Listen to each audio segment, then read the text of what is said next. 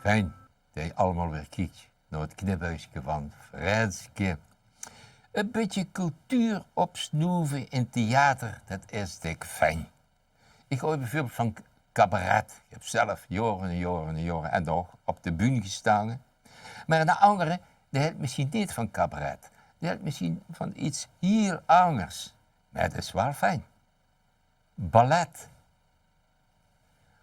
Opa wil oma eens wat cultuur bijbrengen. Maar ze hield niet van cabaret, toneel, nog zingen. Hij kocht in het geheim bij theater heel net 2 kaarten voor het Nationaal Russisch Ballet. Bij de kleinwichter vroegen wie het was gegangen.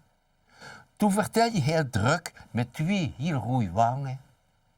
De beleefdheid van die Russen is me goed bevallen. Want bij oma al na 5 minuten in slaap waren gevallen, liepen ze iedere keer als ze op de bühne verschenen de heel balletvuurstelling allemaal zorgt op het einde.